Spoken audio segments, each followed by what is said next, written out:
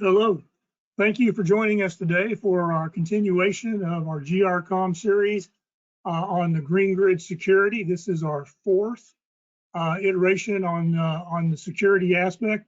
Today we're going to talk about, can we build a low carbon but rock solid grid? I'm very excited about our panel of speakers today. I think you're going to find this very enlightening and take us in some new directions from where we've gone. Today we'll kick this off with a few opening announcements. Then we'll move right into our panel discussions. We'll follow the initial panel presentations with the resilience forum, where we get a chance to actually just let things move forward as they can, and then we'll do some very quick closing remarks. Our speakers for today: my name is John Heltzel. I am the Director for Resilience Planning for the Electric Infrastructure Security Council. We'll be joined today by Mr. Avi Schnur, who is the President and CEO of the Council, followed by Mr. Frank Koza, who will be our facilitator for today's session. Frank is our Energy Sector Coordinator for the Council. And then three outstanding presenters: Kate Marks from the Department of Energy, Mike Bryson from PJM, and then Miranda Valentine from REBA, the Renewable Energy Buyers Alliance. Really great perspectives on what it's going to take to go into the green environment and still maintain security and resilience. Remember to stick with us throughout the presentation. We will take a short break before we go into the resilience forum, but it'll be a very short break. So we'll just give you a chance to take a short pause and come right back. We do have two outstanding sponsors that have been with us now throughout the series. Omni Threat Structures will get a chance later in the second half to talk a little bit about their product offerings. And then also Black Star Tech will get a chance to talk about some of the revolutionary work they're doing in energy and battery security capabilities. So it's my pleasure today to introduce Mr. Avi Schnur, someone who really has done a yeoman's job on moving the resilience discussion forward and is the sponsor of all of the things we've done with the grid in terms of resilience. So Avi, it's my pleasure to turn the floor over to you. Well, thank you, John, and thanks very much to the panelists. Really some very important panelists with us today. And of course, thanks to all of you, everyone listening to today's webinar. This is the Global Resilience Commission, a monthly webinar, part of the GreenGrid mini-series. And I have to say, I think if you take a look at the news, it has become particularly critical and makes the whole idea of the vision driving the Global Resilience Commission unusually important. So I'm just going to use this one slide. Hopefully that will prevent me from speaking too long. So I'll try to get off the stage pretty quick here. But all of these subjects, I think, are interrelated now: COVID-19, globalization, and of course the vision. And then when we talk about the focus being implementable near-term resilience actions, without that, it leaves you feeling, well, what's the point? So that's going to be very important. But the fundamental idea behind this is to take a look at how we can move toward greening the grid, going toward a much lower carbon grid, and do so securely and with serious resilience. And given all of that, I have to say, you would expect that this would mean very low utilization of coal, a serious reduction in the use of, and therefore the price of natural gas and so forth. So there's something surprising going on. There is a global energy shortage, which has been making the news lately. And really starting across Europe and into Asia, what we're seeing is events that are actually having a very unusual effect, which would not have been expected. The price of natural gas in Europe and Asia is very high. The price of coal is at an all-time high. We're seeing factories shutting down for lack of energy, and in the Northern Hemisphere, it isn't even cold yet. So what this suggests for the future is a little bit nervous, and this speaks directly to the need for resilience, because as you look at the energy shortage that is now moving across Europe and into Asia, Like all global phenomena in our globally interconnected world, it's contagious. So for example, you would not think that this would be affecting natural gas stocks or prices in the United States, but apparently it is. Not as high as in Europe, but prices are high. Stocks of natural gas are dropping, they are low. And of course, there are other impacts. We already were experiencing supply chain problems, supply chain disruption. Now with factories closing in China and elsewhere, these supply chain disruptions are even more serious. So where does this really come from? And I submit one way to look at this, which is particularly relevant to our objective today. It simply does not work anymore to make local decisions on how we can move toward a secure, resilient, and green future.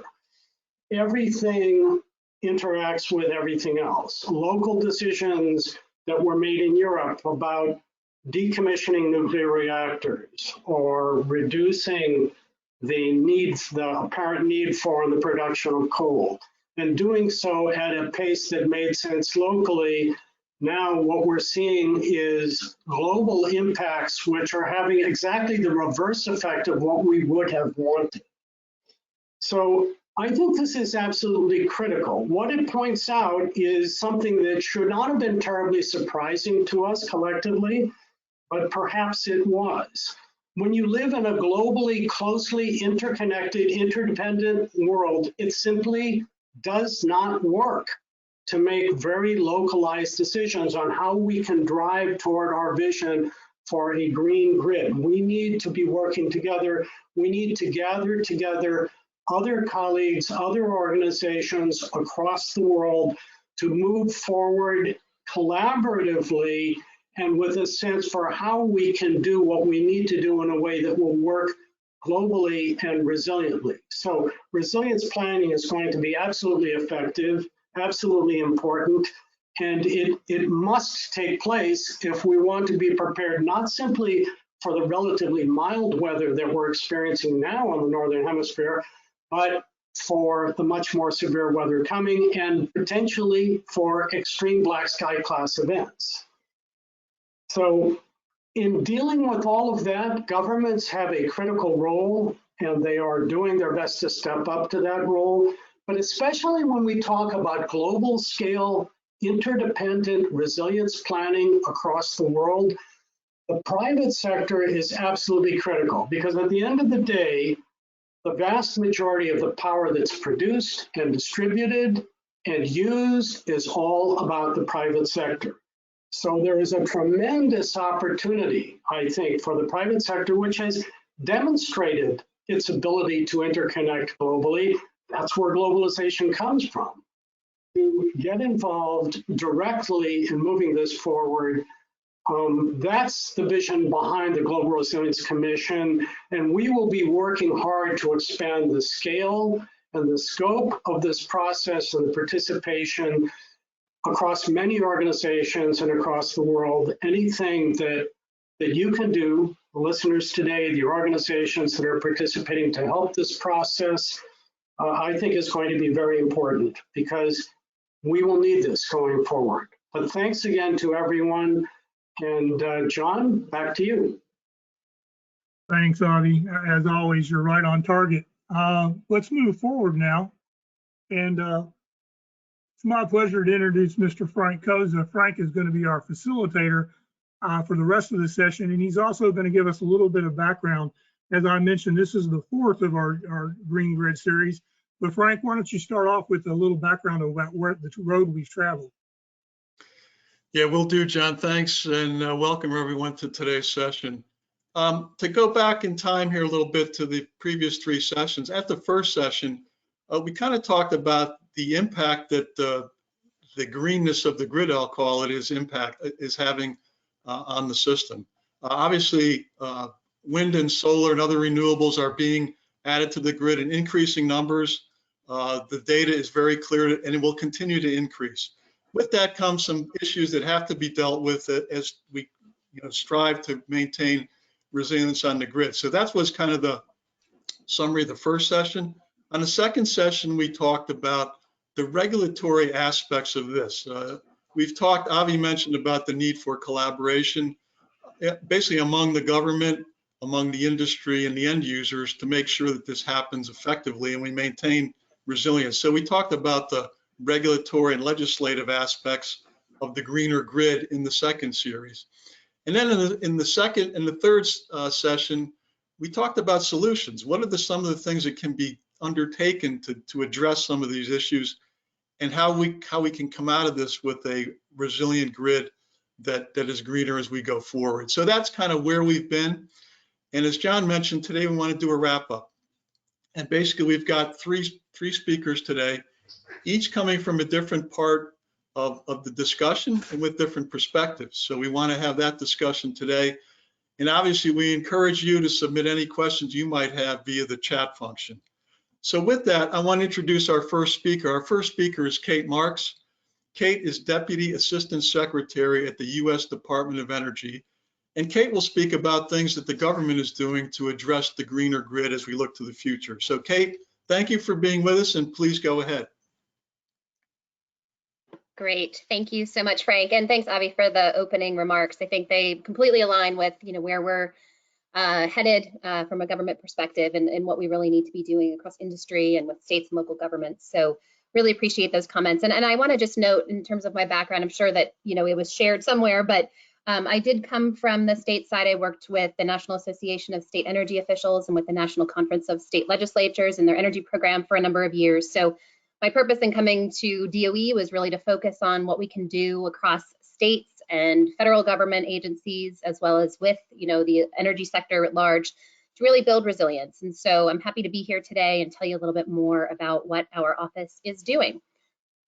So I think it's first important to really look at some of the threats that we face. So on the next slide, we touch on some of what we're facing in this critical infrastructure space in the energy sector. We know that there's a multitude of threats. We're dealing with cyber attacks, hurricanes, and of course, as Avi mentioned, the pandemic. And these threats can really jeopardize the energy sector's ability to provide the essential services that we all depend on. So, getting a little bit of background. So things like, electricity, power, fuels, and ensuring that, as we move forward and we're dealing with more climate impacts and we're dealing with, more severe and more frequent storms, that we're really thinking about building resilience in early and often. We know that natural disasters right now are causing more extensive damage than ever. They're impacting millions of customers across the Western US right now. For those of you who are out west, and we're seeing a number of consequences from extreme heat and some of the drought impacts that's causing things like major wildfires. And on top of that, of course, we have cyber attacks, and that's really adding to the issue along with COVID-19. And we're really dealing with a growing issue there on the cyber attack front that I think is important to highlight. We have a number of malicious actors that are really trying to take advantage of the United States infrastructure, but especially so, when we're dealing with things like the pandemic, as our focus has kind of shifted to the response to that crisis. So quite a bit to really deal with there and unpack. So in our office at DOE, I'm in the Office of Cybersecurity, Energy Security, and Emergency Response. Still on that former slide, I just want to make sure we don't get ahead of ourselves. Our mission is really to strengthen the security and resilience of U.S. energy infrastructure against all hazards, be they man-made or natural hazards. And so we manage several of the department's key energy security and emergency authorities. So this includes that of the Sector Risk Management Agency and providing risk management tools and resources and preparedness measures for the states and for the industry to consider. We also serve as the lead agency when a disruption occurs for the energy sector. So, we work both in the steady state on all of those preparedness functions, and then when a disruption does occur, we kind of move into response mode, restoration mode, and really try to ensure that we're working with industry and with the states and local governments to bring the power back and bring fuel back online. So the way that we see resilience in CSER, I think it's important to kind of level set that it's really the ability to identify and reduce risks, try to mitigate or maybe even avoid impacts from disruptions, and then responding to those emergencies when they do occur. But all of that is built on the relationships and the partnerships that we have across the sector. So everything that we do, at the federal government level is really going to be tied to the electricity sector, to the oil and natural gas sector, the people on the ground who are actually, preparing for and responding to these concerns, as well as, as I mentioned, state and local governments, so public utility commissioners and state energy officials, the public power entities at the local level. We also work very closely with our other government agencies, so DHS and FBI, and we work with academia and national labs to make sure that the research and development that we're doing can be deployed and demonstrated on the ground. So on the next slide, I want to focus just a moment. This year we really have seen a number of high-profile energy emergencies, and I want to focus on one in particular. And this is a graphic that's coming from our friends at NARUC, the National Association of Regulatory Utility Commissioners, which I'm sure you're familiar with. And this is one of their black sky use case outputs. And so, the event in Texas that's highlighted here, really was a reminder of the dependence that we have on energy and how we really can't go many days without it. So, again, we know with the climate crisis intensifying that we're really faced with the possibility of many more potential emergencies like this, and they're going to impact society on the whole, especially when we're talking about some of our most vulnerable communities. And so, this example really is a tragic example of the loss of energy and what it can do, the types of cascading impacts that we face. So in CSER, we took the time following that event to not only look at our operational response capabilities and, continue to look at ways that we can build lessons learned into how we respond in the future, but also looked really closely and did an extensive review of the impacts on the outages and some of the cascading impacts to things like oil and natural gas and the systems there. So, just particularly of note is that in terms of refining output, this incident was actually as large as a major Gulf Coast hurricane. So, there really are stronger impacts from some of these, and I think it's really important to take the time to look at the analysis and then try to share that and really build it into our preparedness and resilience efforts. So on the next slide, I want to highlight some of the Department of Energy's new priorities. So with Secretary Jennifer Granholm at the helm, I think it's important to note, she did spend time as a governor, and so certainly has the kind of state perspective in mind when she's coming to the department and the work that we do. But the three priorities that she highlighted are to revitalize the energy workforce and really look at how we can create good paying, clean energy jobs. And so this certainly fits into the conversation that we're having today. It really is a part of resilience when we think about who is going to really help us build out this new resilient infrastructure. We're also going to be looking at tackling climate change. And then finally, she wants us to really hone in on making sure that those who are disproportionately affected by energy production and energy development, or they have poor access to energy, are really the first to benefit from some of the changes we'll be making to kind of engage in this energy economy. And we're really working hard to accelerate each of those issues within the work that we're doing in CSER. And I would just want to highlight, these priorities do directly relate to what we're talking about in resilience, because we can't ensure a reliable, and secure flow of energy across the country without really making the investment and taking the time to think about how we can combat the impacts from climate change and some of the other threats I mentioned at the top. And of course, this is going to be done across the government. It's going to require all of the agencies, all of the administration coming together. And we want to work with all levels of government, as well as cooperation from our industry partners, so that we can really ensure that the supply is protected. And so, we know that this is going to take a ramp up in investment. We need to continue modernizing and hardening, and updating our entire energy system. And we need to build greater security into the system. We spend quite a bit of time focused on cybersecurity, as you can imagine, being that it's the first word in our title in CSER. And so we want to make sure that it's reliable and resilient, even in the face of things like cyber attack or climate impacts. So next slide, one of the things that we're really doing is trying to make a big push to build back better. We're thinking strategically about how and where we can make proactive investments to really mitigate and, again, potentially avoid some of the impacts from disasters on energy infrastructure. And so we're working every day with our partners at the state level in industry to really look at some of the biggest risks that we're facing to the sector and really establish goals that will help to mitigate them. So we do that by providing technical assistance, and we do that through many forms. You know, 3 recent examples are that we just recently launched what we call the Local Energy Action Program, or LEAP, and we're providing $16 million to help low-income and energy-burdened communities shift away from historic reliance on fossil fuels. We also recently announced $30 million in funding for research projects to really help us diversify the supply of or develop substitutes for things like rare earth minerals and materials that are really critical to the build of clean energy technologies. And so we know that this is going to help secure our supply chain, and we also want to continue to advance clean energy technologies that will help us meet our resilience needs. And then also in line with the Biden administration's efforts to help strengthen some of the, the impacts of wildfires, we did just release $2.5 million to accelerate 4 ongoing national lab technology projects. And utilities are going to be looking at deploying those across the Western US. We know that there's a few that are, kind of ready for that demonstration and deployment mode. And so we really want to bring those to market, make sure that we're, showing that these types of technologies can work and really do more there. And so that was really the intent of that work. So all of these investments are really geared towards enhancing our energy resilience.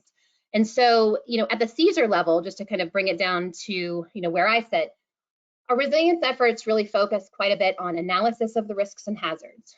So for example, right now we're looking at a liquid fuels resilience study.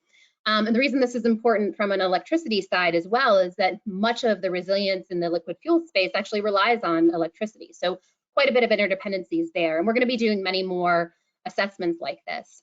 We also conduct a number of exercises with states and industry, really testing out planning, looking at how we can, learn from that exercise and build it into some of our preparedness measures. We also look at the development of things like frameworks and playbooks across industry and government so that we can make sure that everybody understands their role and their responsibilities.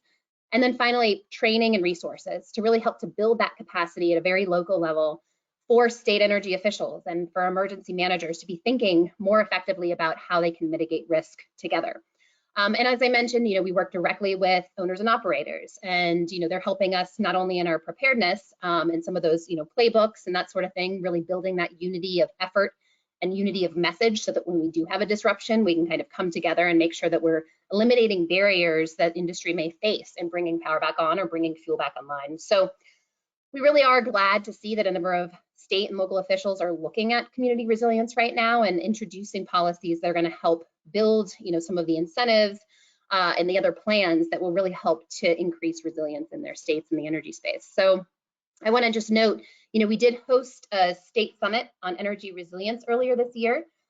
We also worked with our partners at FEMA to look at one of their BRIC programs. So this is a kind of a hazard mitigation type of approach funding to support state, local, tribal, and territorial governments as they think through energy development projects. The BRIC offers states the opportunity to look at pre-disaster hazard mitigation projects across all sectors, but we were really trying to get them to hone in on what are the biggest needs in the energy sector so that they can start to reduce the risks that they face from things like natural disasters. It is important to note that FEMA has actually allocated about $1 billion with a B, for the next funding cycle. So we're really eager to work with them. And we actually just got off a phone call with them yesterday, talking about how to really encourage investment from the FEMA BRIC program and encourage project proposals from the state level on energy, because we know that this is one of the most critical energy infrastructure sectors upon which all other sectors rely. So, we are also looking at some of the hurdles that we face at the state level. We know that, it's going to take a lot of funding and support. Some of the investor-owned utilities may not be able to benefit directly from some of these programs. So it's important for us to be working with the states and the public utility commissioners to give them the understanding and education that they may need in order to understand what the utilities are dealing with. And so that's another place where we're bringing together utilities and PUCs and government to try to talk through what are those issues and how can we talk a little bit more about deep resilience needs at the state level. So on the next slide, some of the considerations I just wanted to highlight here. there are a number of things that we want to make sure that folks are considering. I won't spend too much time here. You all can see, where some of these actions can take place, but it's really important to note that energy resilience is a layered process. There's short-term and long-term activities. We need all of the stakeholders to be engaged across the state, at DOE and with other federal partners. We also know that some of this is going to include the intelligence community, and of course working directly with owners and operators. So we really do want to encourage some evaluation of the opportunities and things like the FEMA BRIC program, and just think about the ways that you can be building partnerships across industry and government at a very local level. Who do you need to know in order to help mitigate and avoid some of these impacts, and really get into some of the mitigation measures that it's going to take. It's going to take people, and it's going to take those partnerships. So on the next slide, I just want to hone in real quick on some of the emergency response activities. I mentioned we've seen a number of different incidents this year that we've had to kind of completely shift to focusing on. We've responded to hurricanes and wildfires and the individual incidents like Texas, Louisiana a couple weeks ago, and kind of still ongoing. And then of course the Colonial decision to shut down the pipeline following the ransomware attack that they had on their IT system. And that was obviously a big concern given the physical and cyber convergence and what the potential concern was there for Colonial. And so we worked very closely with the company and really looked at how we can ensure that we were bringing fuel back to the system, because that energy disruption was kind of much larger than I think anybody could have anticipated. We had seen small parts of the pipeline shut down before, but this was one of the first times that they'd actually shut down the pipeline in full. So when these types of things happen, we in CSER are deploying responders. We have about a cadre of, I think, 150 people at this point who are volunteering from across the department and across some of our other, DOE entities.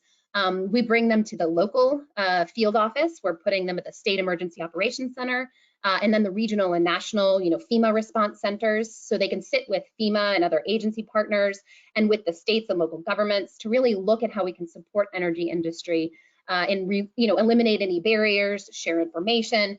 So it's really an important part of the work that we do. I typically call it our bread and butter. And our goal during these events is to really look at how we can efficiently and effectively, notice how I didn't say quickly because it needs to be done right, really effectively and efficiently restore power and fuel supply, which in turn allows people to focus on what's most important, taking care of their families and ensuring health and safety across the country.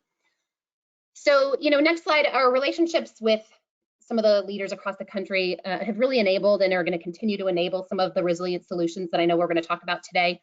And so it's a complex issue. I have confidence that through some of our collaboration, working with folks on the ground, working with folks at the state level and working with folks at the federal level and across industry, in order to continue to share information, have open and candid discussions like the one today, will really help us succeed in our mission to maintain and advance what we hope to be a secure and clean, reliable energy system. So Frank, thank you so much, and back to you.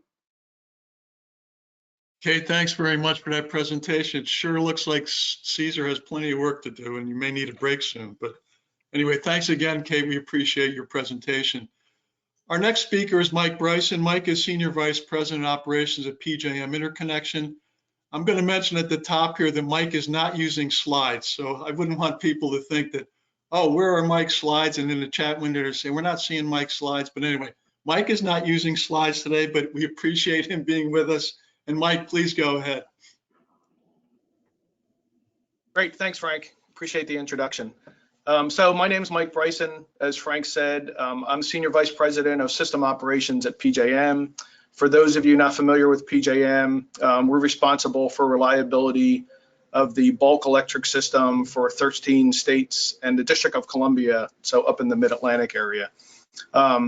We also are responsible for the energy markets, the capacity markets, as well as system planning for that area.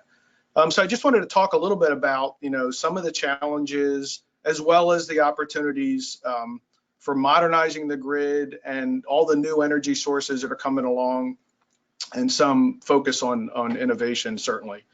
So one of the things that PJM is focusing on in terms of strategy is really facilitating this decarbonization of the grid.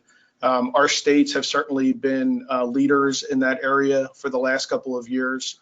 We're focusing on the grid of the future, and for us that means how do we look at modernization of the grid, transmission enhancements, transmission technology, resource technology, things like that, with an eye towards innovation. And really all of that is on top of an enabling foundation of maintaining system reliability during all of that.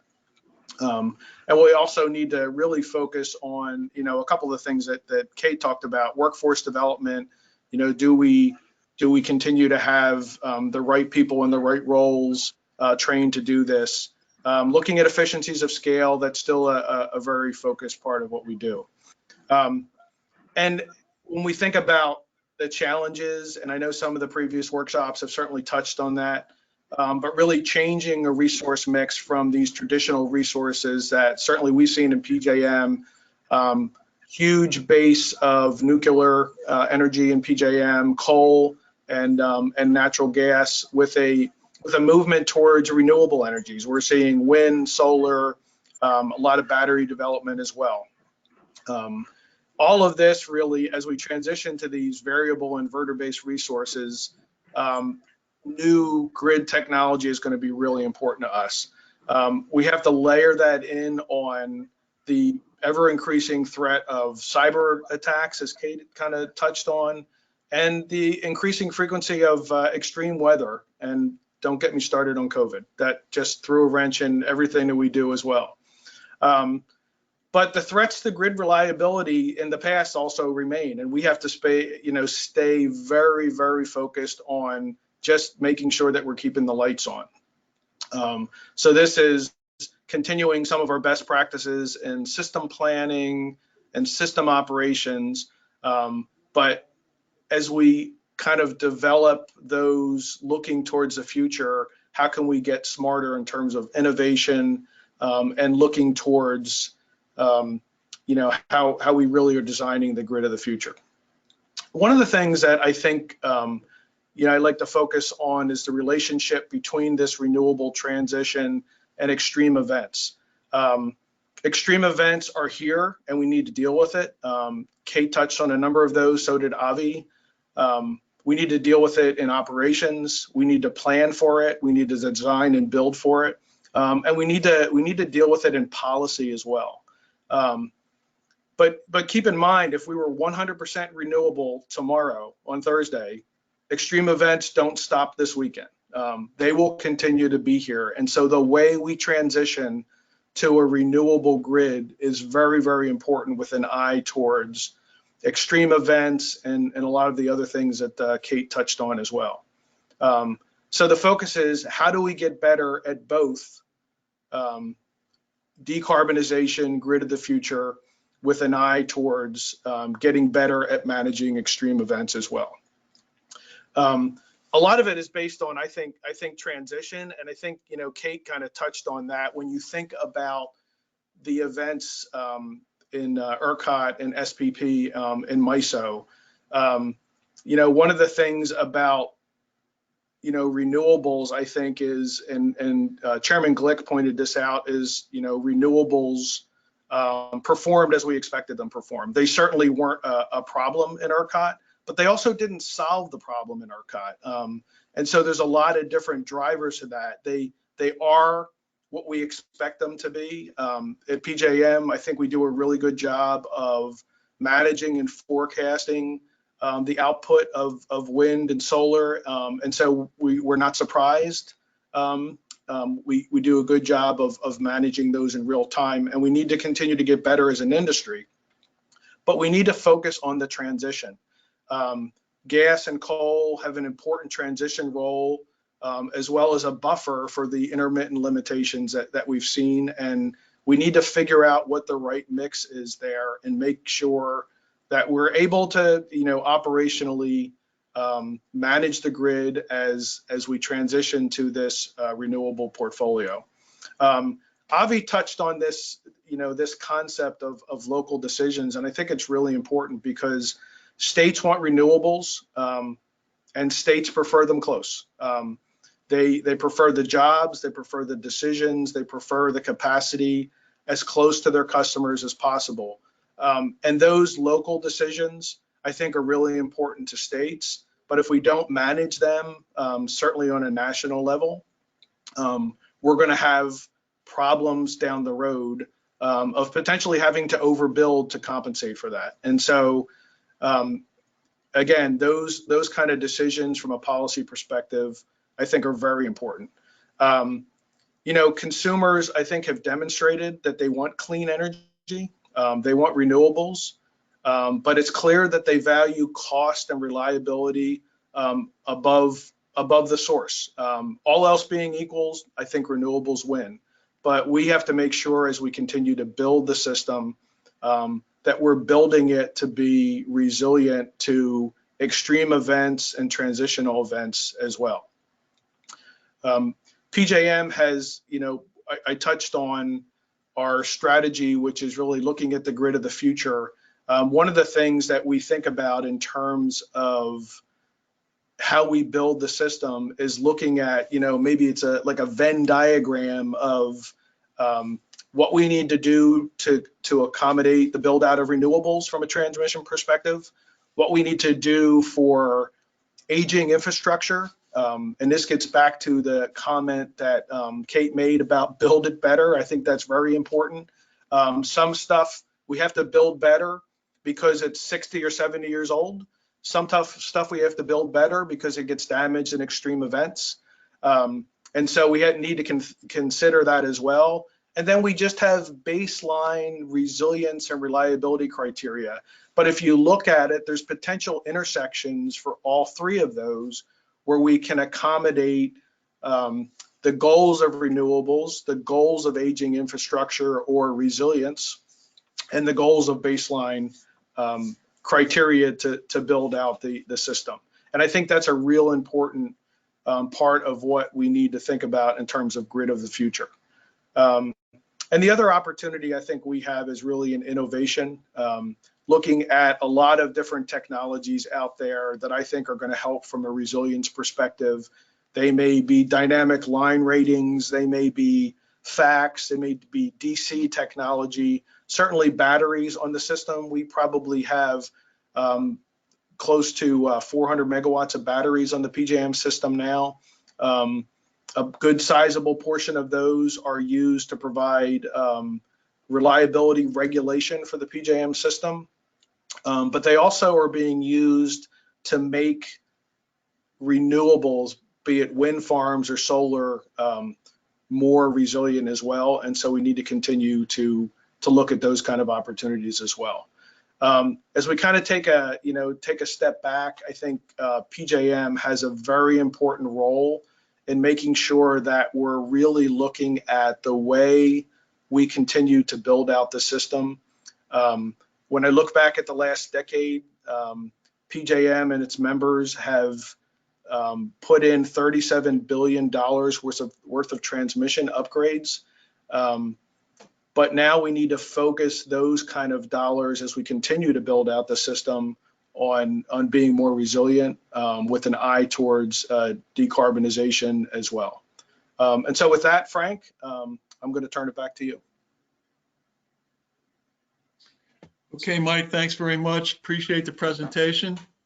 Our last speaker is Miranda Valentine. Miranda is CEO of Renewable Energy Buyers Alliance. So Miranda's organization, think of them as representing the end user, the people who are using the renewable energies. And I don't want to steal Miranda's thunder. She's going to talk a little bit about the organization. But Miranda, thanks again for being here, and please go forward. Thanks, Frank. Really great to be on this conversation today, and you know, just a little bit more about my background and part of my interest in this very important topic is, in addition to most of my career being on the energy customer side of this equation, I also spent several years working in the Pentagon as the Chief Energy Officer when I was the Assistant Secretary of the Air Force for energy installations and the environment. So I spent a number of years deeply studying energy security and energy resilience from a mission assurance perspective, from a military perspective, and now really bringing that that perspective back out to the private sector, which is where I came from before I went into the Pentagon. So just a little bit more about me. So let me tell you a little bit about REBA, and I will pull on some threads that that my fellow panelists have also laid out here. So you can go ahead and advance to the next slide, John.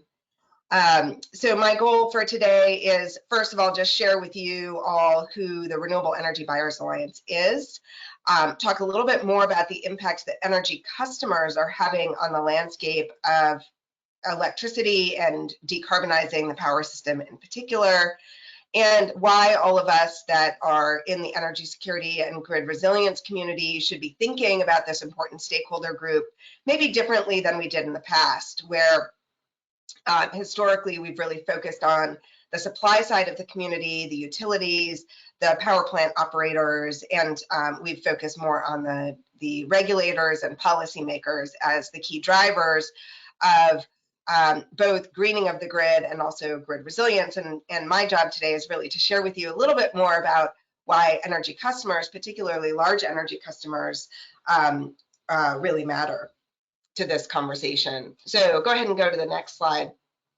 So just a little bit about the Renewable Energy Buyers Alliance. We are a community of primarily very large clean energy customers. So customers like C&I corporations, but also cities, universities, and now even federal agencies. In fact, the Department of Defense Logistics Agency has recently joined REBA as an energy customer. And we have a pretty simple vision, but pretty powerful vision. We have a vision of a resilient zero carbon energy system where every organization has a viable and cost-effective pathway to procuring clean energy. So you can go to the next slide. As I mentioned, we are primarily constituted of large clean energy buyers, and again, primarily on the customer side of the equation. You can build this slide out. It just has a couple of stats on who's in the community. Again, we're not just focused on corporate and industrial customers. Actually, go back, unclick one, John. I just want to share with the community these numbers. Yeah, just pause right there. Thank you. But just to give you a sense of the size of our community, our members represent almost $6.5 trillion in annual revenues. They are very significant contributors to the U.S. economy. 69 of the Fortune 500 companies are in our community, and our community represents over 14 million employees. So this is a community that really matters in terms of their impact on our economy, their impact on our jobs, their impact on our energy use.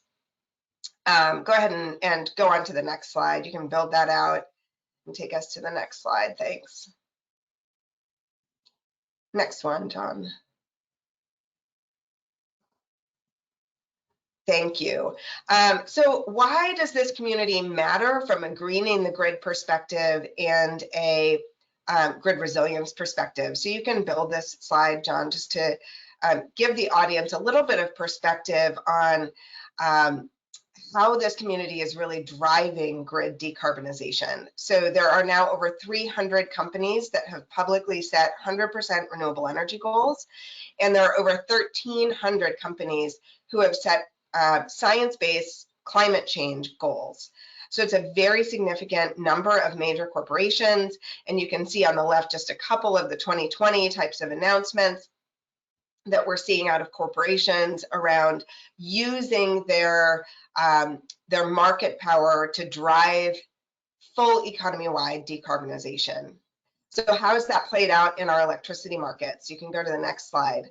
Well, it's played out pretty substantially.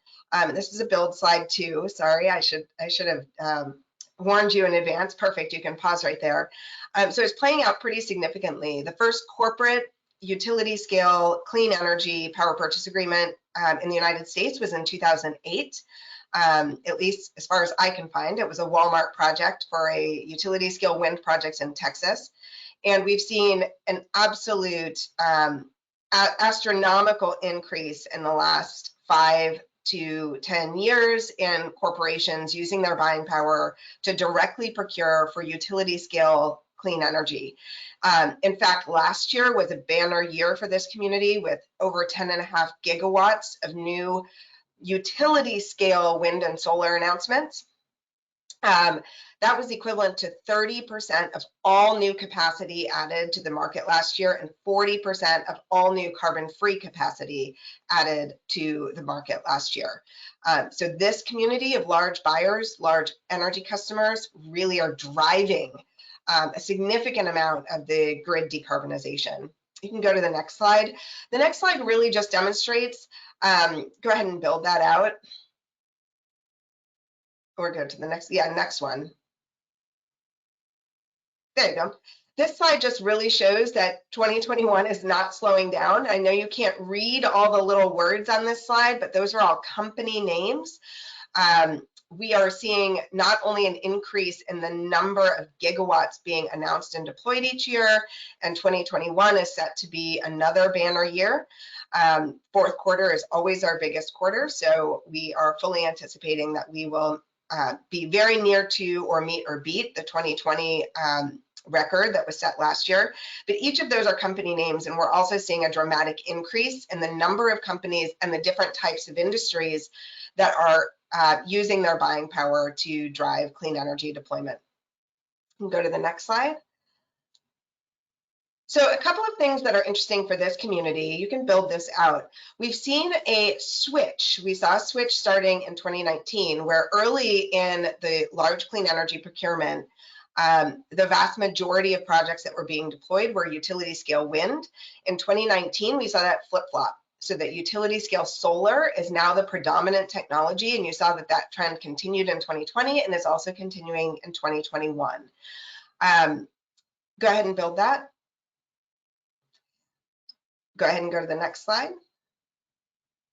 Importantly, what we're also seeing, this is a trend that we started to see in 2020, is that corporations are now adding storage to their utility scale renewable energy deployment. This matters a lot from the perspective of energy security and grid resilience, and we'll talk about this in just a moment. But I picked 3 headlines that I stuck over on the right here. We are also seeing large energy customers who have always had a focus on their own energy resilience. So if you think of a retail store who's very concerned about ensuring that they have refrigeration in the case of a wide-scale outage, primarily the concern has been weather related, but more and more the concern is also cyber related. But also certainly the tech companies have always needed 5 nines in terms of backup. And we're seeing more and more of these large energy customers saying, hey, we want to make sure that our backup and our own resilient energy systems are clean and green, and we're looking for replacements for the traditional diesel genset. Again, this has implications as we're adding more internet connected, internet enabled assets to the grid instead of the more analog systems that we had in the past of UPS battery systems and diesel generators. So I think this is a really important trend.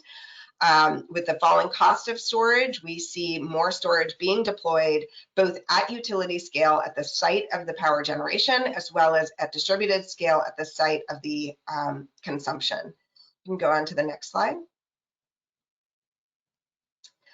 So I've mostly talked about utility scale wind and solar deployment, sort of large centralized solar and wind plants. Another important element here is, I think, a particularly important element as we're talking about the role of the energy customer in energy security and energy resilience, is a massive trend since the early 2000s in energy customers now being what we call prosumers, which are producers of power and consumers of power. This is a chart or a map that's developed by the Solar Energy Industry Association tracking distributed solar. There are distributed wind projects as well, although far fewer. And of course, there are distributed geothermal projects and even some distributed small micro hydro projects. But this map, I think, is critically important as we think about what we call in the military, the expanding threat landscape and the expanding attack landscape. As we create more prosumers and we see more facilities that are typically considered load centers now also become production centers, We're just completely changing the attack landscape, particularly for cyber attacks. So this is a really important map that we all need to be thinking about as we're thinking about resilience and security. We can go on to the next slide, John. So the bottom line question that I would like to sort of turn to questions as we turn to the question and answer and conversation portion of our discussion is all of this good for resilience, or is all of this bad for resilience? What I can tell you from my time in the military is that there is a real upside to distributed generation and to supply chain free clean energy and renewable energy microgrid assets. We saw this all across the Air Force and frankly the Army and the Navy as well, looking to build resilience and build security through distributed renewable assets. Likewise, we've seen over and over again the renewable energy assets perform quite well in natural disasters, standing the test of time when they are properly weatherized and built using climate-informed models. On the flip side of the coin, let's look at the next slide. We also know that if not deployed thoughtfully, we could be introducing a broader attack landscape. In 2019, in March, we saw the first denial of service attack on a utility scale wind project in this country. I think for whatever reason, it didn't get nearly enough media attention as it should have, and probably not enough attention in the clean energy community. Likewise, true or false, there certainly has been a contingent of the community that have blamed renewable energy for weather-related outages. And as Kate mentioned, of course, what happened in Texas was far more complex than what this one headline shows. But yes, wind turbines and natural gas pipelines and natural gas wellheads work all over the world in all different kinds of weather situations. And we need to be thinking about our weatherization and planning models very differently in a climate-informed environment, rather than using 100-year historical weather modeling. But this fundamentally is our question, and thinking about the role of not only green energy and not only the developers of renewable energy projects, not only the regulators of those projects, but also the customers of those projects, and the very significantly changing role that the energy customer is playing in deployment of green energy in a way that they simply weren't involved in the deployment of prior energy types, is a really important piece of the conversation. And so with that, you can go to the next slide, which I think is just my contact information. And oh, no, I'm sorry. You know, my colleagues also touched on a couple of these points. If we had a lot more time, I would love to dig into a number of the other green grid, national security, and energy security topics. Kate certainly mentioned national security implications of critical mineral and ore supply chains. We know that renewable energy sources and carbon-free energy sources are actually not mining free. In fact, in some cases, they require more minerals and ores than our fossil fuel sources that we're replacing. There are geopolitical implications of foreign direct investment in clean energy projects globally. And importantly, shifting global power centers as we move from carbon-based energy to non-carbon-based energy, and the role that the US can or should be playing in ensuring our geopolitical interests and our strategic interests through carbon-free energy, not just through the carbon-heavy energy that we are abundant with here in the United States. So those are really fun topics. We could probably have 2-hour conversations on any one of those. Here's how you can get me, and actually that doesn't have my direct email, so you can always reach me directly at mvalentine@aribyers.com. And I really look forward to the conversation. Miranda, thanks very much for the presentation. I want to thank all three of the presenters. Obviously, they each represent a different perspective on this issue, and obviously there are common threads that go through the discussion, and we're going to try to pull on that a little bit in the next hour here. So Again, thanks to the presenters. I hope that you don't go anywhere. Those who are listening in, we're going to take a quick break here, as John mentioned, come back and deal with the questions and the discussion. So with that, I want to turn it back to John. Very good, Frank. Hey, thanks. Appreciate that. This is going to be a real short break. One announcement in here. We do have a new GRCom website. Feel free to check that out. It is new for us. Lots of great information. You can find even more information about our speakers on our website. And what we're going to do right now is take about a 4-minute break, and we're going to come right back into the forum session. So stretch your legs, take a short break, and come right back. And Frank has some great questions for all 4 of our panelists. So we'll see you right back here in about 4 minutes. Thanks.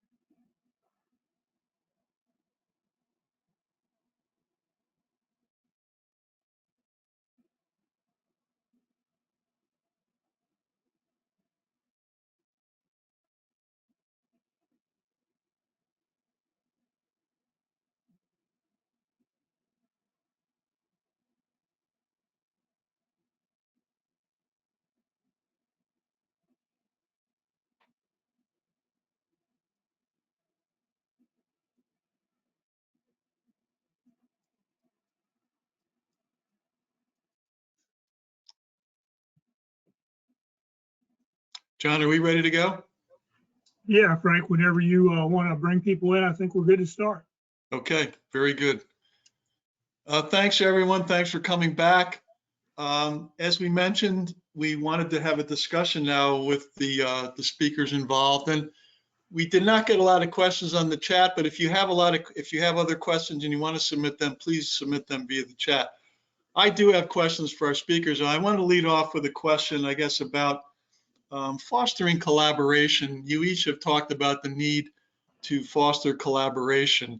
And I know, Kate, you mentioned collaboration that CSER is doing relative to state regulators and all. And I guess using that as an example, what other ways or methods are needed for fostering collaboration, and what are the responsibilities that you each feel for doing that? Because you're all coming to this from different user perspectives. What do you see as your ability to foster collaboration? What are the opportunities for you to do that?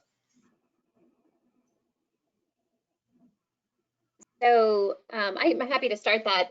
We have a very formalized mechanism for how we do that through the CSER office. We actually run with the Department of Homeland Security, as a co-chair, what's called the Energy Government Coordinating Council. So this is a coordinating body across the interagency that includes all of the federal agencies that have equities in the energy space. As part of that, we work directly with the Electricity Subsector Coordinating Council and the Oil and Natural Gas Subsector Coordinating Council. And on the electricity side, we're working with about 30 utility and trade CEOs. And on the ONG side, we're working with representative associations from across the whole supply chain. And the groups were really intended to look at risk management. They were intended to look at how we can improve, our resilience and infrastructure security. And so for a number of years, those groups have really looked at policy. They've looked at programmatic efforts that can really help to improve across, the resilient space, some of the work that we do together. So, it could be things like playbooks. It could be things like, better incentives for how we can ensure that some of these resilience measures are taken up. So that's one of the ways that, we're ensuring that that's happening. Okay, thanks, Kate. Mike, I should have mentioned states are part of that too. Okay. The government. Mike, I know you work with the developers a lot. So what are the opportunities there, and how's that going? Yeah, particularly on the developer side, one of the things that we've done recently is worked very closely with the New Jersey Board of Public Utilities and developers to help them with their process to get the 7,500 megawatts of offshore wind into the development and construction pipeline. So a lot of work with a lot of different stakeholders from that perspective. At the same time, we have a pretty robust coastline that has several states involved in it, and all our states are interested. And so getting that whole group together of states, interested parties, and looking at how we can kind of be more efficient about how we develop offshore wind, particularly how we develop the infrastructure to get it to consumers. Mm-hmm. Miranda, I guess in both Kate's world and in Mike's world, the end user doesn't have a direct participation in that. So how do you get the end user's viewpoint injected into this whole discussion? Yeah, well, I would say that more and more the end user is directly engaging in discussions with the RTOs, with PUCs, and with federal agencies. We have really strong partnerships actually across all of DOE, and it's a space that I think is really a big change and very exciting that energy customers are now wanting to be more actively part of the discussion. I will say that I think partnerships are particularly important in this realm for energy customers because so few of them are sort of read into the true vulnerabilities that we see on the system. The Texas event, the California brownouts, the the pipeline, the gas pipeline cyber incursion, the oil pipeline cyber incursion this year were big wake-up calls for the energy customer community. And the more we can create these collaborations to help bring this community into the conversations. Very few of these folks have security clearances. They're not going to be able to be in those TS conversations about the true vulnerabilities of the grid, but there's lots of information that's out there from DHS and DOE and the PUCs and the RTOs and NERC and FERC about what the vulnerabilities are, and finding ways to get that information into the energy customer hand in ways that's digestible for them and understandable for them, so that they understand that they have a role to play in solving these problems too, that it's not just sort of on DHS and DOE to solve for me, or it's not just on the utilities or on the RTOs to solve for me. I think all of that is really a critical outcome of these collaborations between the different sectors.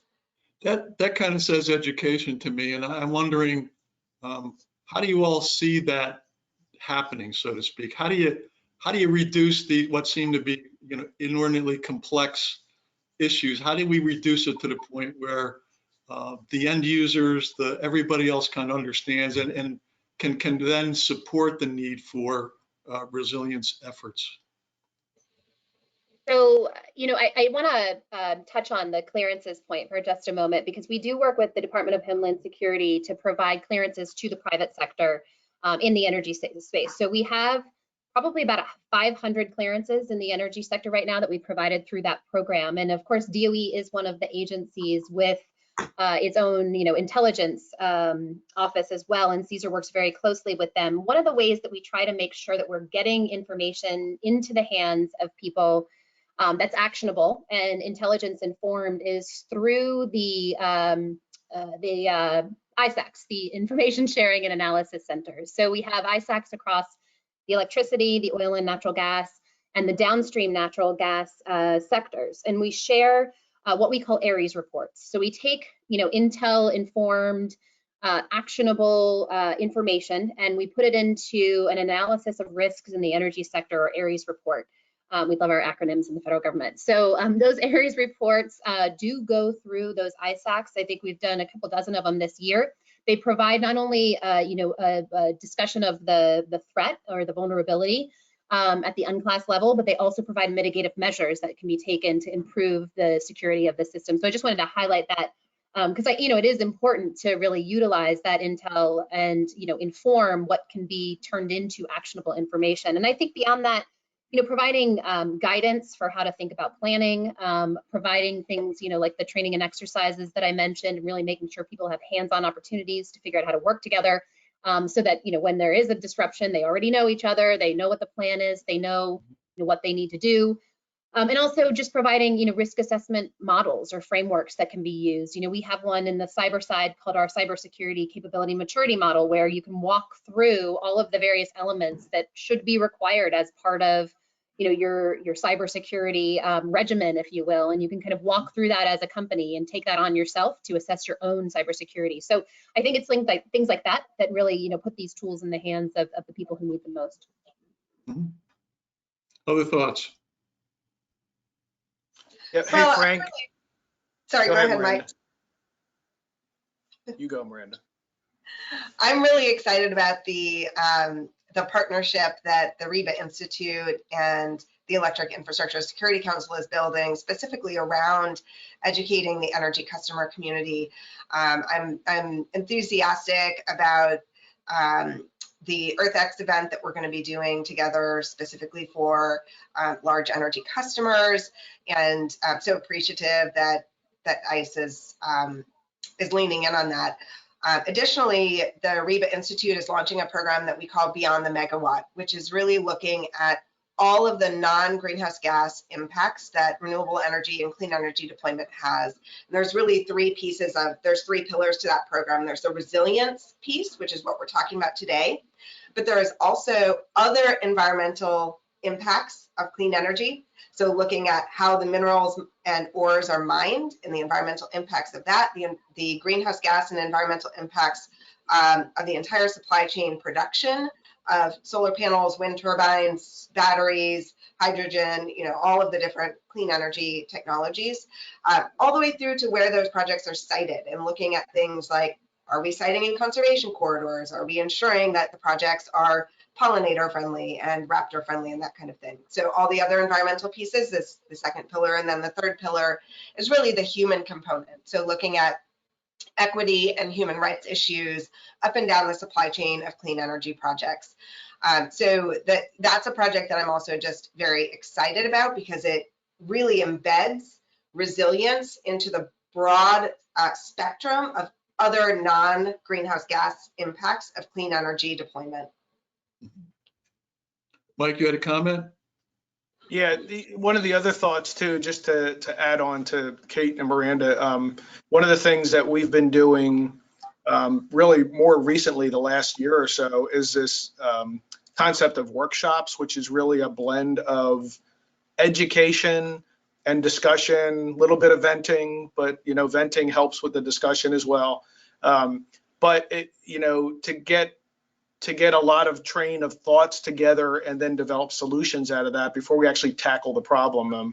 It worked very well with our interconnection workshops over the past year. And so we're going to be using that concept with some other efforts that we have with our stakeholders. And then really on top of that, this concept that Miranda touched on is drills. I know EIS has been very active with drills. Drills really allow the education and workshop topics to kind of hit home without having to experience the event yourself. So, Great, thanks for those comments. We have other questions, but before that, I want to turn it back to John, and we have a couple of short messages here from our sponsors. So John, if we could go to that, please, at this point, I'd appreciate that.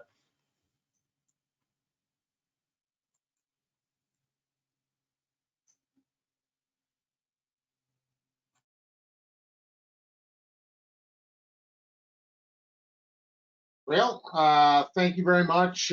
First, I want to say thanks to John, Frank, and Avi putting this together. This is a great organization. It's refreshing to be here and hearing people talk about these problems that we face as we create a better and more resilient grid. And thanks to Kate, Mike, and Miranda for everything you've shared today. I'm Brian Octon with Omni Threat Structures, and we've been working on a number of different things this year, and one of the things I wanted to share, you can go to the next slide, is the EM Ready buildings. We've been working with some developers to create, basically future-proof their facilities and allow them to utilize our system and build a building that could be later upfit into a Mill Standard 188, 125 hemp shielded, or your Tempest, Skiff, ICD 705 type situation. But that's kind of a new and exciting project we've been working on. If you go to the next slide. And then our modules, which I know you guys have seen some pictures of before, but if you go to the next slide, we have been developing some Mill Standard 188, 125, and soon ICD 705 modules that are being looked at by power companies for SCADA systems, as well as fiber networks and data centers for having smaller hemp shielded solutions to augment existing data centers. And if you go on, I believe the last slide. So we're working on some black sky, black start solutions here. Obviously, here at EIS and GRCom, that's been a topic. If you go to the last slide, I can't really say a whole lot other than basically some of our partners that we're working with have been looking at black start and black sky events. And so we are in process of creating a carbon neutral energy storage system that'll be Mill Standard 188, 125 compliant. We're working with our sister company CPS on this, and we think there's a great fit to have energy generation and the load of a 188, 125 protected data center there to help in the black start, black sky solutions. That's it. Thanks, Brian. I appreciate it. Go ahead, John. I was just going to say, Brian, we appreciate your all's partnership since the beginning on this. Let's swing over now and let's give Thomas a chance to talk a little bit about Black Star Tech and some of what they've got going on. Thomas? Hey, good morning, everybody. I'm Thomas Brooks. I handle marketing for Black Star Tech. We're a startup business unit inside of Exelon. And what we do is we deliver an array of resilient, rapidly deployable solutions, including advanced portable power packages, advanced lighting, and advanced communication solutions. Next slide. Given the many potential threats to our energy grid, it's essential to have dependable, long-lasting DC and AC power that you can deploy when and where you need it most. So our Genesis emergency power systems provides that targeted portable power.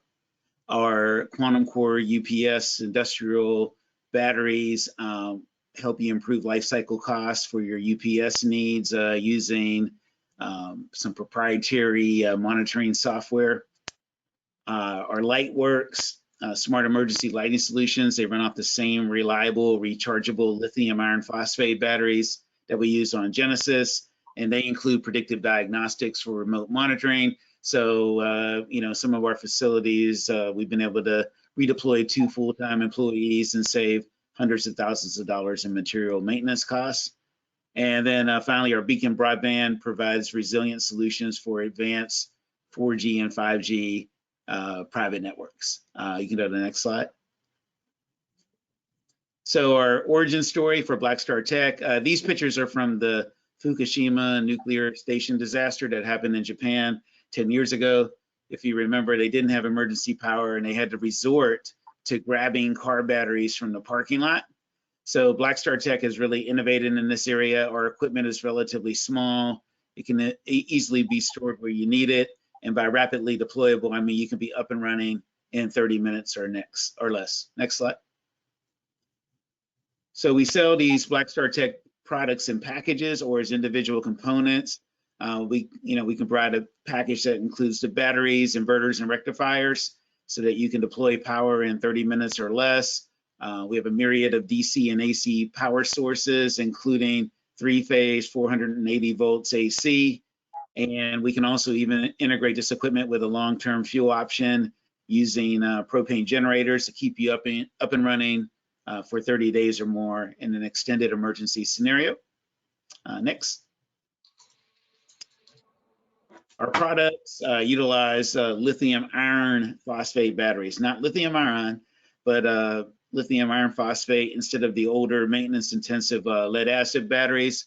Our batteries are 50% smaller, have more energy density, a 3 times longer life, and they're more environmentally friendly than lead acid batteries. Next, please. So let's talk about our emergency lighting. Our iSentient series delivers essential emergency lighting that meets all emergency and regulatory facility lighting requirements.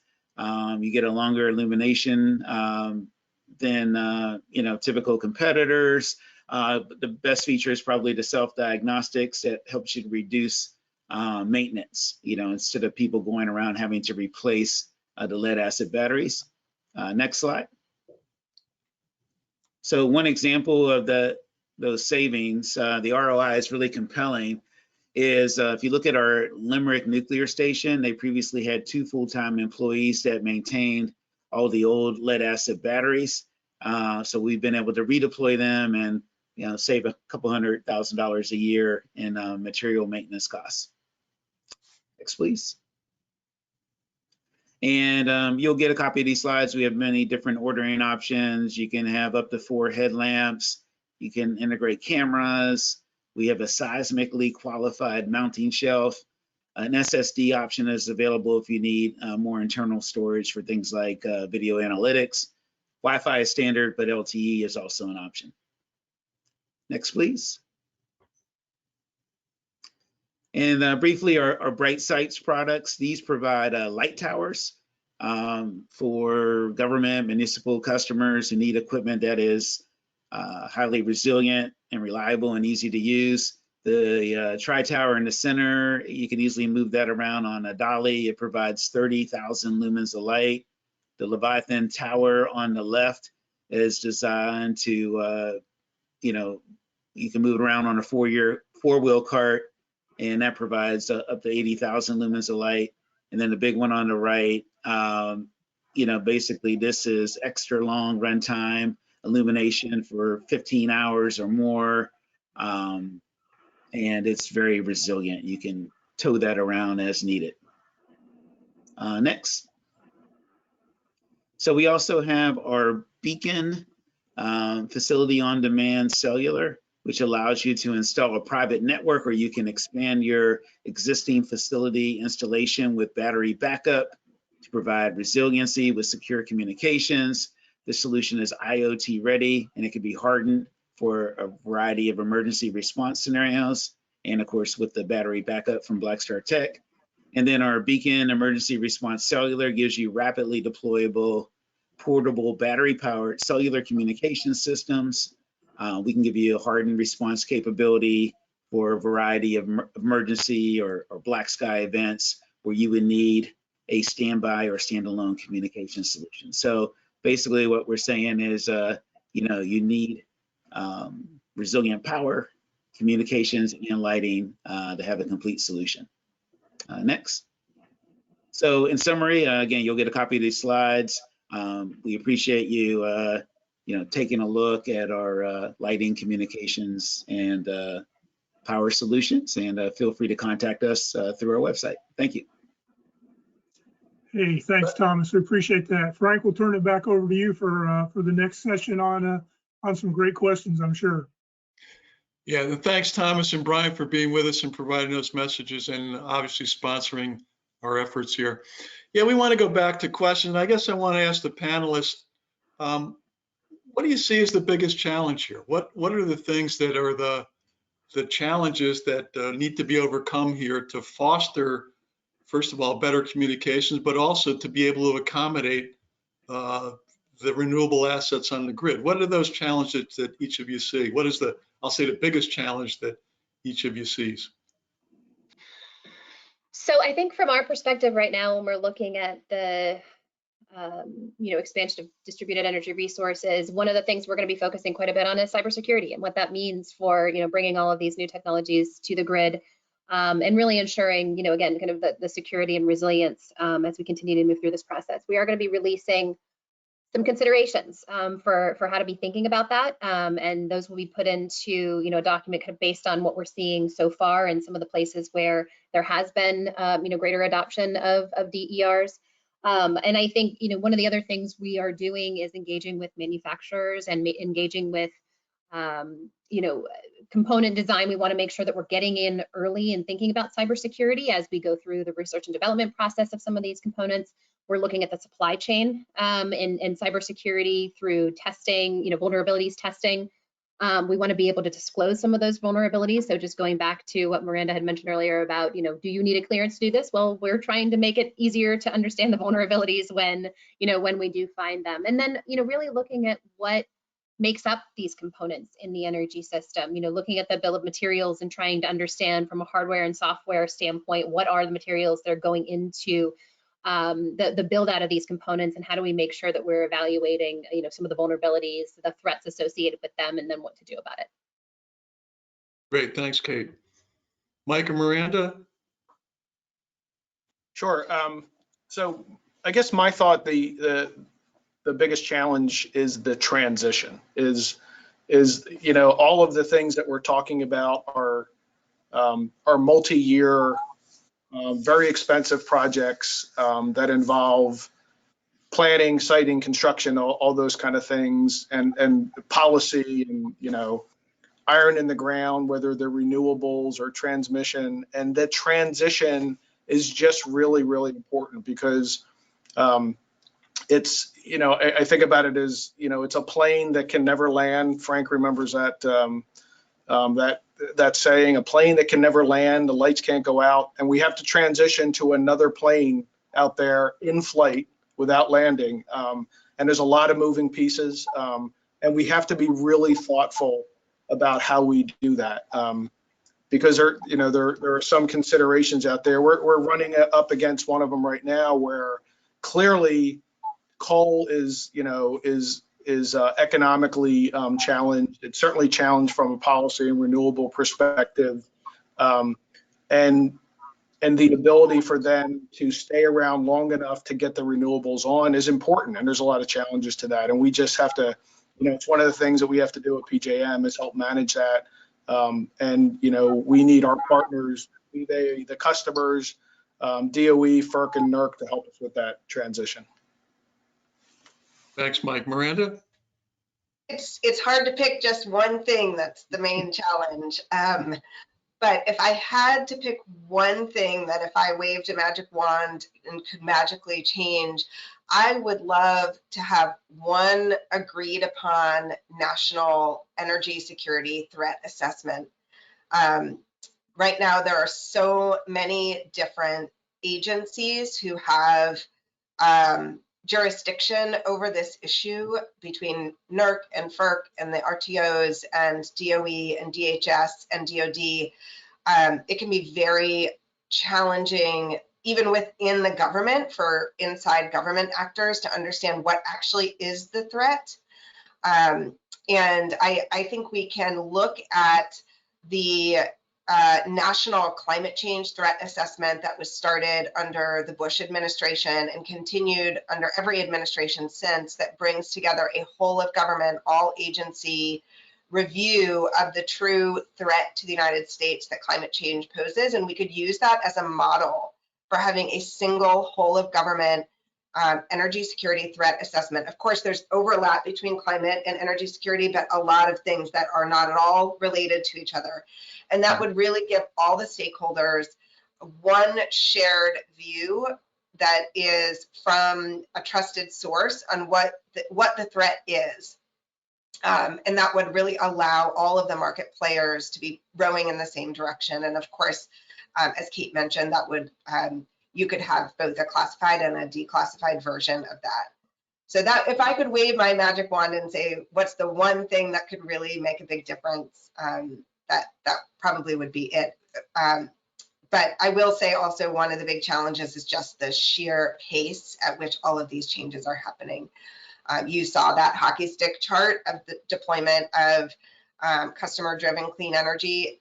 And I mean, just the pace of these changes and the pace of the changing threat environment are so significant, and the speed at which it takes us to build more resilient infrastructure, whether it's shoring up existing transmission or building new transmission or burying lines or building redundancy or building EMP hardening.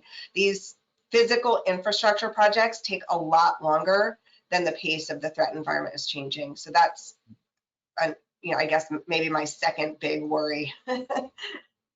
Given that though, and that kind of tees up my next question is how do we manage expectations within all of these communities? So for example, within your community, Miranda, how do we manage expectation? And Mike, you kind of face this also as well. And obviously, Kate, in your world, everybody expects the government to have the solution here. So how do we manage expectations both among the customers, but among the general public as to kind of what's doable here in a reasonable amount of time and for a reasonable cost?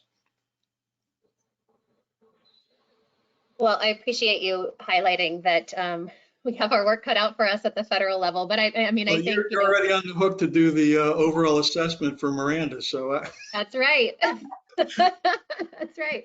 We'll be talking after this. No, I know Miranda's working with a lot of smart people at DOE, other parts of DOE as well, but I mean, I think again, I hate to say that it continues to come down to the partnerships. I really think it's about ensuring that we're sharing information and that we're showing how we're thinking about some of these tough issues, providing the guidance and kind of leading people to some of what they can do to be a part of this. It's going to take it's going to take everyone to really ensure that we're getting to the place of resilience. So I think that's how we're kind of thinking about it.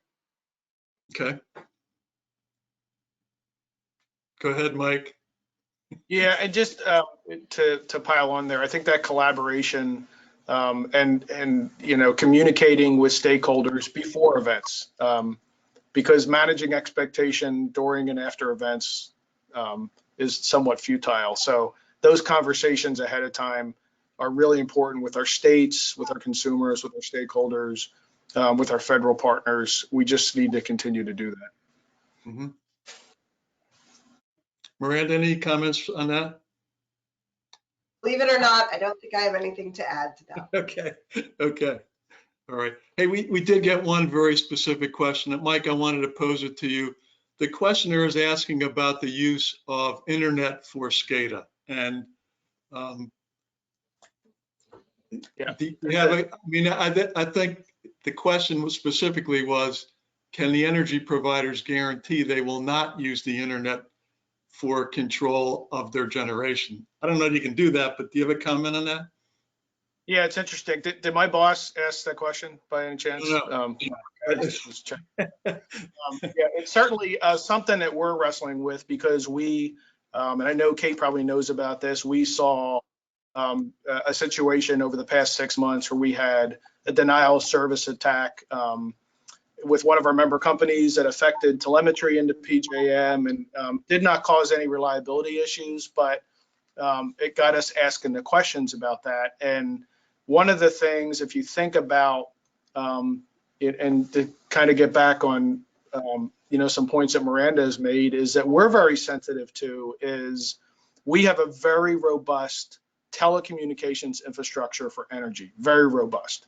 And by definition, it is a barrier to entry for DER, for small renewable companies and things like that. And so one of the things that we have done in the past is try to come up with solutions that are affordable but reliable. And we've crossed over into this specter of threats that the internet has. And so we're in the process of trying to, solve that multi-dimensional problem, which is how do we make sure that we're getting reliable data from everybody, but how do we make sure that it's not exposed to hackers or cyber attacks? And we're not 100% there right now. I do think that we're in a place where the risk is very minimal.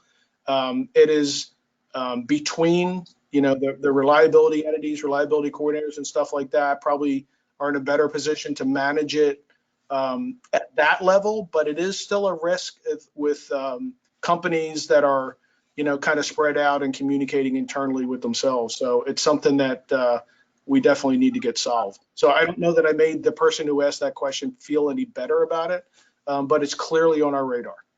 Okay, great, Mike, thanks. We got another question, I guess, a more general question, and that is, how do we get the younger generation involved in this whole issue? Anybody have thoughts on that? I love that question. So we actually have a Cyberforce competition that we've developed in order to bring university students together.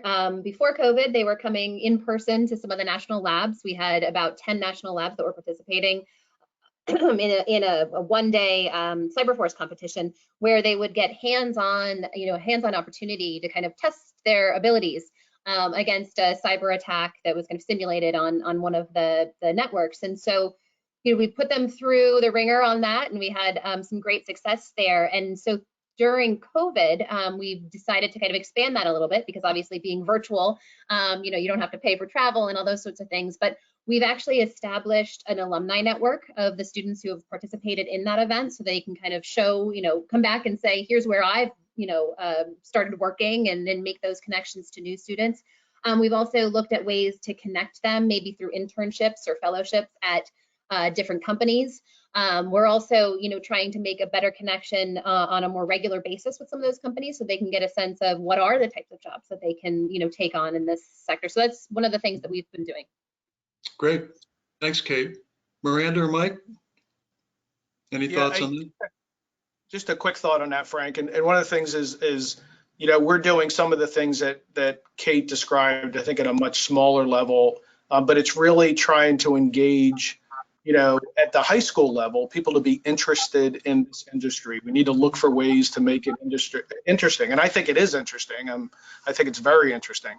But having said that, a challenge out to the higher education is I think we're still teaching this stuff the way we did it 25 years ago. And a lot of things have changed. And we need to do a better job at really making sure that the people who qualify and get accepted to engineering and technical programs, we get more of them that are graduating as engineers. And I don't think we're doing a great job of that. And I think that's one of the things that we need to work with the universities on, and have the universities work on as well.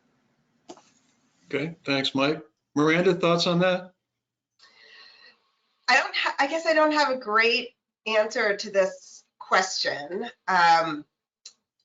In my experience, the whole topic of security and geopolitics feels like a completely different world to most young people, and sort of seems like something that, oh, the Department of Defense kind of does security, or so, and the world of energy and clean energy is so focused on solving climate change that there's just this like chasm between these worlds. And the more we can have these kinds of conversations that bring them together and expose the young folks that are interested in one world or the other to the other side of it, and recognize that there's such interesting, heady work to be done here. I had an intern at REBA who put time on my calendar just to hear about my time in the Pentagon.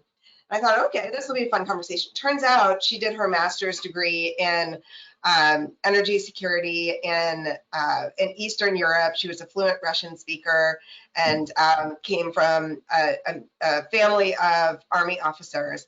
And I said, okay, I love that you're here at REBA, but let's see what your next job can be, and let's get you really focused in the energy security space. And she's working on that now. She joined a consulting team called Converge Strategies that works right at this intersection of clean, advanced energy. And actually, Mike, a former PJM colleague of yours, is now a principal at Converge.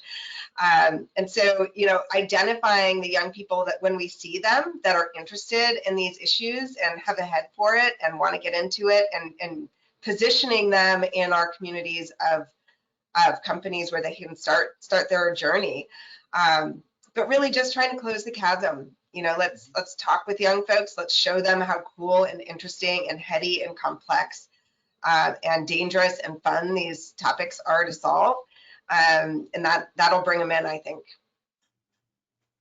Great comments from all of you. Appreciate that. Hey, before we go, I wanted to each give you the opportunity to make any other comments you wanted to make before we close down the discussion. So, Kate, maybe I'll start with you. Any closing comments? Sure. Well, thank you for that. We have quite a bit going on. I really appreciate the opportunity to meet with you all today. But of course, an hour and a half is not enough to share what we can do together. And so I think, it's more opportunities like this that we really look forward to engaging with you all. I put a link in the chat that I think went to organizers and panelists, but it's kind of the news updates on what we're doing in CSER. There's a lot of opportunities for funding, a lot of opportunities for engagement. So we look forward to working with you all. Thank you. Great, thanks, Kate. Mike, how about you? Sure, just to kind of reinforce that too. PJM, we have a lot of stuff going on in these spaces. Our stakeholder process is pretty robust. We're constantly in a prioritization, but there's a lot of opportunities in those stakeholder meetings for education and certainly collaboration. And they're certainly pretty open to a wide variety of stakeholders. And we encourage the input of all our stakeholders, whether it be regulators, customers, industrial customers, or resource owners as well. So thanks for the opportunity. Thanks, Mike. Miranda? Well, likewise, it's always a pleasure to be on the panel with colleagues like Mike and Kate, and Frank. I so appreciate you and the Electric Infrastructure Security Council for bringing us together for this conversation and bringing together three really distinct but important pieces of the puzzle. And I feel like maybe we didn't thank enough the sponsor of today's event. I loved their presentation and the role of storage in all of this is so critical as well. So I'm really grateful for the presentation that our event sponsor had today and for their willingness to support this kind of conversation. So looking forward to our next collaborations. Great, as are we. So thanks all of you very much for the presentations and for hanging there for the discussion. It was really beneficial to all of us. With that, John, I want to turn it back to you for some closing thoughts and comments. Hey, Frank, thank you so much. Our panelists today were just outstanding. Couldn't ask for better and so thought-provoking in the discussion period. A couple of things just for everybody. We offer you to join us for free. Go to our website, sign up, and track the GRCOM effort. Avi's put together a great team, and we're in the process now of actually putting together a couple of new initiatives that'll be the first of their kind. One is a global resilience framework, actually looking at issues and solutions. And a bigger one is the global resilience notebook, kind of a wiki document that'll really get down into a lot of different aspects of the resilience mission. And we added to it tremendously today. So again, thanks to all our panelists. We were fortunate enough earlier this year, we have probably published the latest information on electromagnetic pulse. You can find that actually out on Amazon now, or go to our website and we'll actually give you the link to get to that document. Full of tremendously interesting information on EMP, one of absolutely the most devastating of the black sky threats. Finally, our next session, right now we're looking at October 28th, 11 o'clock, and we are going to take on cyber and the unconstrained misinformation threat to critical lifeline infrastructure. So plan on joining us in our next adventure with GRCOM. Finally, and I think it was out actually on the chat, join us for EarthX. EarthX is the world's largest resilience themed exercise focused on cross-sector resilience. We've taken two headlines and put them into this year's exercise: devastating wildfires and floods, which, if you've been tracking the news, have occurred around the globe this year. So join us for EarthX. You've got just a little over 30 days to register and play. We are doing a special exercise with Miranda's group, REBA, for their partners, where we're going to facilitate playing the exercise together. So if you're interested, you can actually just Google EarthX and you'll get the link these days. But it is our 5th year. We have had over 40 countries play over the last several years, and literally thousands and thousands around the globe sign up and play. We don't have any follow-up questions. I will let everybody know the slides and the video links will come out shortly after this, probably by tomorrow, we would hope. But I want to spend one last second saying thank you to all our panelists. Special thank you to Frank, who's so great at his facilitation job. We couldn't ask for better. And for that, we're going to give you back a little bit of your afternoon. So thank you all very much, and I appreciate you. And we look forward to seeing you again at the end of October for our next GRCOM session. Take care and be safe.